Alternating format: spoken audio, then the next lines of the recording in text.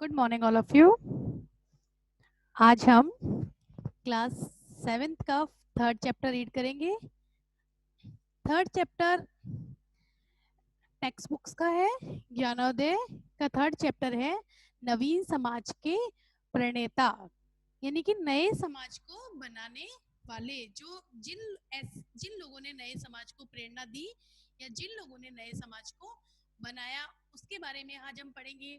इस पूरे अध्याय में जो भी नए नए प्रेरणा हुए, जैसे रामानंद, कबीर, गुरु नानक, मीराबाई, उन सब के बारे में बताया गया है कि मीराबाई ने किस तरह श्री कृष्ण की भक्ति की और गुरु नानक ने, कबीर ने, रामानुज ने समाज को क्या क्या उपदेश दिए, जिसके चलते आगे जो आने वाला समाज है कई कुरीतियों को भुलाकर ऐसे राह पे चला जिससे समाज को नई नई रीति मिले और समाज कुरीतियों को पीछे छोड़ता हुआ अच्छाई की ओर बढ़े।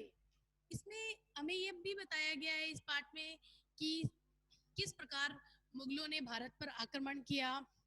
और एक समय था कि जब मुगल भारत पर आक्रमण करते थे और भारत का जितना भी धन था, यानी कि सोना चांदी या हम जिसको धन कहें, वो सब लूटते और उनके आक्रमण का उद्देश्य सिर्फ इतना ही होता था कि वो भारत में आते और भारत पे आक्रमण करते और यहाँ से धन लूट के लेके वापस चले जाते।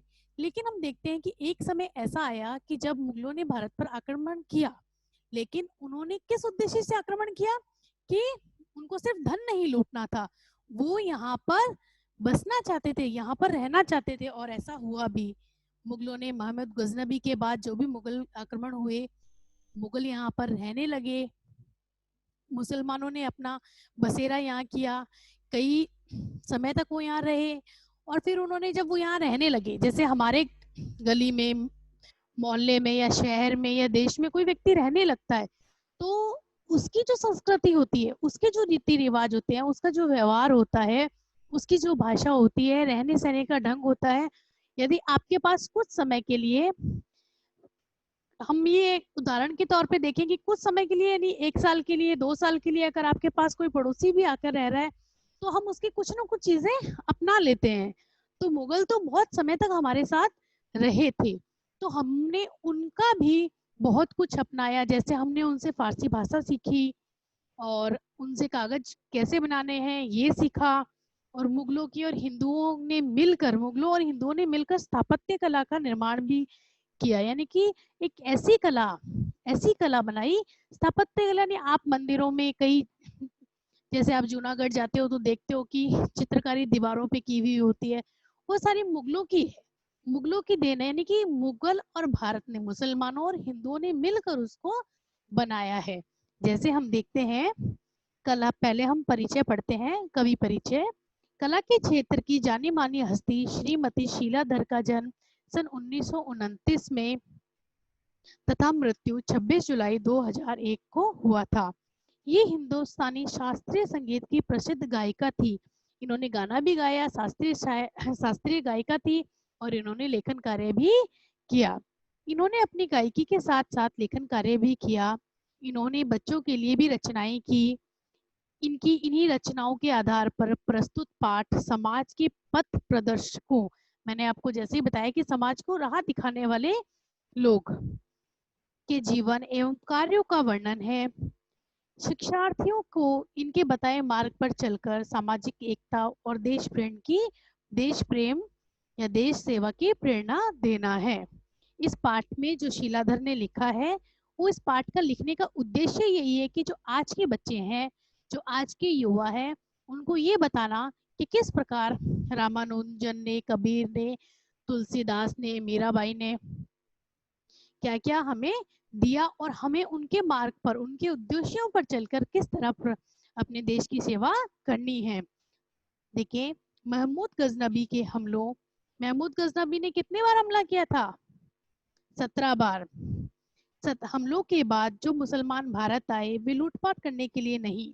आप ध्यान रखना कि जो महमूद गजनबी से पहले मुसलमान या मुगलों ने जो भारत पर आक्रमण किए, वो सिर्फ लूटपाट के इरादे से किए थे, यानी कि सिर्फ उन्हें पैसा लेना था। अभी तो यहाँ बसने और इसे अपना देश बनाने की नीयत से आए। वे हिंदुओं के साथ घुल मिल गए और उनके कुछ रीति रिवाज भी उन्होंने अपना लिए। यही कारण है कि विवाह के कुछ रीति रिवाजों और त्योहार की रस्में दोनों लगभग एक ही मनाते, यानी कि हिंदुओं का जो रीति रिवाज होता वही शादी और ब्याह में हिंदू भी अपनाते मुसलमानों के रिवाज, और मुसलमान हिंदुओं के रीति रिवाज अपनाते। हिंदुओं ने भी मुसलमानों से कई बातें सीखी। उदाहरण के लिए उन्होंने कागज बनाने की कला मुसलमानों से सीखी। मैंने आपको बताया कि हिंदुओं ने मुसलमानों से कागज बनाने की कला सीखी। हिंदुओं ने मुसलमानों से कौन सी भाषा सीखी? फारसी भाषा भी हिंदुओं ने ही उनसे सीखी। उसके बाद हिंदू और मुसलमानों की भाषाओं के मेल से हिंदुस्तानी बनी। यदि आपसे कोई पूछता है कि हिंदुस्तानी किन दो भाषाओं के मेल से बनी, तो आप कह सकते हैं कि हिंदू और मुसलमानों की भाषाओं के मेल से बनने वाली भाषा को हिंदुस्तानी कहा गया। जब हिंदू और मुसलमान मिलजुल कर रहने लगे, तब एक नई चीज उत्पन्न हुई जो न तो मुसलमानों की थी और न हिंदुओं की। यह दोनों की मिली-जुली थी। इस जमाने में बनी इमारतों में ईरानी इमारतें, यानी बड़ी-बड़ी बिल्डिंग्स, ये बनी जमाने में बनी इन इमारतों में ईरानी या मध्य एशियाई प्रभाव दिखाई देता है, क्योंकि शुरू में जो मुसलमान विजेता आए उनमें से कुछ ईरानी और कुछ मध्य एशिया के निवासी थे। इसमें प्राचीन हिंदू शैली का भी थोड़ा बहुत अंश था। जो प्राचीन हिंदू शैली यानी कि जो बहुत पुरानी हिंदू शैली थी उसका भी इसमें अंश था। इसीलिए इमारतें बनाने की शैली को हिंदू मुस्लिम स्थापत्य कला कहते हैं। आप आज भी बात करते हैं कि स्थापत्य कला किसकी देन है? हिंदू और मुसलमानों की, दोनों की मिली जुली है। दोनों ने इसमें अपना सहयोग दिया। इन दो धाराओं यानी मुस्लिम और हिंदू धाराओं का मिलाप हर चीज में, सोचने और रहने सहने के तरीके, उस समय के ग्रंथों में, संगीत में, जनता के धार्मिक विश्वासों में दिखाई देता। क्या कह रही लेखिका कहती है कि उस समय हिंदू और मुसलमानों का जितना भी प्रभाव था वो उनके रहने सहने में, उनके धार्मिक अनुष्ठानों में, उनके शादी ब्याहों में, उनके रीति रिवाजों आदि में वो दिखाई देता था। अमीरों और गरीबों में काफी अंतर था। अमीरों और गरीबों में काफी अंतर था। गरीब लोगों को कोई विशेष चिंता नहीं रहती थी कि उनका शासन, उन पर किसका शासन है। अब देखिए कि एक गरीब व्यक्ति है, बहुत गरीब व्यक्ति है, आज आप देखेंगे कि अगर एक शहर का या एक देश का राजा परिवर्तित होता है तो उस गरीब को कोई फर्क नहीं पड़ता। क्यों नहीं पड़ता? क्योंकि वो गरीब है। जो कर, जो पैसा उससे लिया जा रहा है वो तो वैसे ही लिया जाएगा। तो गरीब को उस समय इसलिए चिंता नहीं थी कि राजा अगर बदलता है तो उन्हें कोई फर्क नहीं पड़ता था कि राजा हिंदू है कि मुसलमान है। उन्हें फर्क इसलिए नहीं पड़ता था, क्यों? क्योंकि उनकी जो स्थिति थी वो वैसी की वैसी ही रहनी थी। गरीबों को कोई चिंता नहीं थी कि उन पर किसका शासन है, क्योंकि वे समझते थे कि कोई भी बादशाह क्यों ना हो उनकी हालत वैसी ही रहेगी। जब बड़ी बड़ी लड़ाइयां लड़ी जाती थी तब लड़ाई के स्थान से कुछ किलोमीटर ही दूर, जब बहुत बड़ी बड़ी लड़ाइयां होती थी तो जहाँ पे लड़ाई हो रही है उससे कुछ दूर पर आप देखेंगे कि युद्ध हो रहे थे। बड़ी बड़ी लड़ाइयों में कुछ दूर पर, जहाँ पर बड़े बड़े युद्ध होते थे, कुछ दूर पर किसान खेती कर रहे हैं। उन्हें कोई मतलब नहीं होता था कि युद्ध हो रहा है या नहीं हो रहा, कि युद्ध कौन जीतेगा, हमारा राजा परिवर्तित हो जाएगा और हम पे राज कौन करेगा। बहुत दूर तक युद्ध, कई किलोमीटर पर युद्ध हो रहा था और वो आराम से किसान खेती कर रहे थे। तो वो कहते हैं कि जब लड़ाई के स्थान से कुछ किलोमीटर दूर किसान शांति के साथ अपना कार्य करते नजर आते थे तो उन्हें इस बात से कोई मतलब नहीं होता था कि लड़ाई में किसकी हार होती है और किसकी जीत, उन्हें कोई भी मतलब नहीं था। जाति प्रथा उस समय बहुत कठोर हो गई थी। अब लेखिका बताती है कि जो जाति प्रथा थी उस समय बहुत कठोर हो गई थी। निम्न माने जाने वाली जातियों के लोगों के साथ जो बड़े पैसे वाले लोग थे, बड़े तबके के लोग थे, जो ऊंचे स्थानों पर बैठे थे या ऊंची जाति के लोग थे। पहले तो था कि निम्न जाति के लोग ऊंचे स्थानों पर जा ही नहीं पाते थे कि उनको बड़े पद मिल जाए। जो अच्छी जाति के या जिसे उच्च श्रेणी के लोगों को कहा जाए वही लोग ऊंचे पदों पर बैठते थे। तो जो नीचे वाले लोग थे, निम्न जाति के लोग थे, उनके साथ वो लोग बुरा बर्ताव करते थे। वे ऐसा महसूस नहीं कर पाते थे कि उनमें और तथाकथित उच्च वर्ग के लोगों में किसी तरह की कोई समानता भी है। इसके बाद एक बड़ी महत्वपूर्ण बात, इसका आरंभ एक बहुत साधारण विचार और धर्म तथा ईश्वर के प्रति एक नए दृष्टिकोण से हुआ। अब लेखिका क्या कहती है, फिर से देखो। इसके बाद एक बड़ी महत्वपूर्ण बात हुई। वो महत्वपूर्ण बात क्या थी? इसका आरंभ एक बहुत साधारण विचार, धर्म तथा ईश्वर के प्रति एक नए दृष्टिकोण से हुआ। विचार इतने शक्तिशाली होते हैं कि लोगों के जीवन में भी परिवर्तन ला सकते हैं। यदि आज आप, कोई भी व्यक्ति विचार दे सकता है, मैं आपको कुछ शिक्षा दे सकती हूँ, आप मुझे कोई शिक्षा दे सकते हैं, तो लेखक कहता है कि विचार इतने शक्तिशाली होते हैं कि किसी के भी जीवन में परिवर्तन ला सकते हैं। अगर आपको या मुझे कोई व्यक्ति अच्छे से एक कोई चीज समझाने की कोशिश करे और यदि वो चीज हमें अच्छे से समझ में आ भी जाए या आ जाए तो हमारा जीवन परिवर्तित हो सकता है। तो लेखिका कहती है कि विचारों में इतनी शक्ति होती है कि आपका जीवन परिवर्तित हो सकता है। यह नया मार्ग था भक्ति मार्ग, और बढ़ता चला गया, फैलता गया और अंत में समूचा देश इससे प्रभावित हो गया। भक्ति का मतलब है श्रद्धा और प्रेम। भक्ति का क्या मतलब है? श्रद्धा और प्रेम। ईश्वर के प्रति श्रद्धा होनी चाहिए और ईश्वर के प्रति आपका प्रेम भी होना चाहिए। भक्ति के मार्ग के कारण हिंदू और मुसलमान एक दूसरे के नजदीक आने लगे। अब कई बार ऐसा हुआ कि कई, जैसे कबीरदास जी थे, उन्होंने क्या किया, हिंदुओं को भी अपना शिष्य बनाया और मुसलमानों को भी अपना शिष्य बनाया।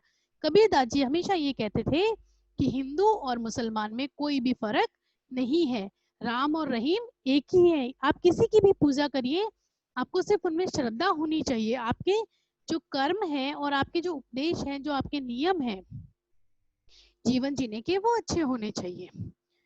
फिर भक्ति के मार्ग के कारण हिंदू और मुसलमान दोनों एक दूसरे के नजदीक आने लगे। जो संत इसका उपदेश दिया करते वे भक्त कहलाते, जो भक्ति का उपदेश देते वो भक्त कहलाते। उन्होंने सारे देश को एक सूत्र में बांध दिया और गरीब जनता के लिए नई आशा की ज्योति जगाई। इस प्रकार भक्ति मार्ग की स्थापना हुई। कुछ भक्ति मार्गी कवि और विचारक इस प्रकार है। अब लेखक कहता है कि कुछ लोग इस प्रकार हैं जिनकी हम बात करते हैं। जैसे पहले व्यक्ति जिनके बारे में इसमें बताया गया है वो है रामानुज। जिस समय में भारत में मुसलमानों ने बसना आरंभ किया, किस समय की बात थी रामानुज की? कि जिस समय भारत में मुसलमानों ने बसना शुरू किया, मद्रास के पास एक छोटी सी जगह श्री पेरुम्बुदुर में एक महान व्यक्ति का जन्म हुआ। जगह का नाम बताया है श्री पेरुम्बुदुर में एक महान व्यक्ति का जन्म हुआ। इनका नाम था रामानुज। जब वह बड़े हुए तब उन्होंने महसूस किया कि हिंदुओं के विचार संकुचित होते जा रहे हैं। जब रामानुज बड़े हुए और उन्होंने देखा कि हिंदू जाति के जो लोग हैं उनके जो विचार हैं, यानी उनके विचारों में संकीर्णता आ रही है, यानी कि वो कम होते जा रहे हैं, गिरते जा रहे हैं। ऊंची जाति के लोग नीची जाति के लोगों के साथ कोई संबंध ही नहीं रखना चाहते। मैंने आपको बताया कि बड़ी जो ऊपर की उच्च जातियां थी वो नीचे के लोगों के साथ, यानी निम्न जाति के लोगों के साथ कोई भी व्यवहार या संबंध नहीं रखना चाहते। अधिकतर हिंदुओं के लिए धर्म आडंबर बन गया था जिसे वे समझ भी नहीं पाते थे। रामानुज का विश्वास था कि ईश्वर तक पहुंचने का केवल एक ही मार्ग है। रामानुज को लगता था कि ईश्वर तक पहुंचने का सिर्फ एक ही मार्ग है, और वो क्या था कि सच्चे मन से आप ईश्वर की भक्ति करें। यदि आप सच्चे मन से ईश्वर की भक्ति करेंगे तो आप ईश्वर तक आराम से पहुंच सकते हैं। विश्वास था, रामानुज का विश्वास था कि ईश्वर तक पहुंचने का केवल एक ही मार्ग है, और वह है कि मनुष्य स्वयं को भूलकर सच्चे मन से ईश्वर में मन लगाए। यही भक्ति है। रामानुज ने शिक्षा कांची में प्रारंभ की, और उस समय कांची संस्कृत के ज्ञान का बहुत बड़ा केंद्र था। रामानुज की शिक्षा कहाँ प्राप्त हुई? कांची में। और संस्कृत शिक्षा का सबसे बड़ा केंद्र उस समय कौन माना जाता था? कांची। रामानुज ने यह शिक्षा कांची में आरंभ की। उस समय कांची संस्कृत के ज्ञान का बहुत बड़ा केंद्र था। रामानुज ने जो कुछ कहा वह नया नहीं था। उपनिषदों और गीता में यह बात कही गई थी। अब लेखिका क्या कह रही है कि रामानुज ने जो भी कहा वो सब कुछ उपनिषदों और वेदों में हमें मिलता है। श्रीमती शीलाधर हमें क्या बताना चाह रही है कि जो रामानुज ने जो हमें उपदेश दिए कि ईश्वर की भक्ति में सच्चे मन से लगना चाहिए। ये सारी बातें आपको गीता में और बड़ी बड़ी धार्मिक पुस्तकों में मिल जाएगी। लेकिन ये पहला मौका था जब भक्ति का संदेश जनता तक उन्हीं की भाषा में पहुंचाने का प्रयास किया गया। बहुत से लोग रामानुज के अनुयायी हो गए। अब लेखिका कहती है श्रीमती शीलाधर कि ये पहली बार था कि जो लोगों तक यह बात पहुंचाई गई उनकी ही भाषा में। वो किसने किया वो कार्य? रामानुज ने। रामानुज के एक शिष्य थे रामानंद। रामानंद अपने गुरु का संदेश वाराणसी ले गए। रामानुज के शिष्य का नाम क्या था? रामानंद। अब रामानंद अपने गुरु, कौन? रामानुज। रामानंद के गुरु का क्या नाम था? रामानुज। आपका संदेश वाराणसी ले गए। जल्द ही बहुत से लोग उनके भी शिष्य बन गए। वे शिष्य केवल ब्राह्मण ही नहीं, सभी जातियों के थे। इनमें से कुछ अमीर भी थे और लेकिन ज्यादातर व्यक्ति गरीब थे। उनमें से एक मुसलमान जुलाहा भी था, कबीर। कौन था? कबीरदास जी। रामानंद के शिष्य कौन थे? कबीरदास जी। जब रामानंद ने रामानुज के उपदेशों को आगे तक बढ़ाया तब उनके बहुत सारे शिष्य बने। उनमें से एक शिष्य कौन थे? कबीरदास जी, जो एक जुलाहा परिवार से थे। आगे का चैप्टर हम अगले वीडियो में या अगली क्लास में पढ़ेंगे।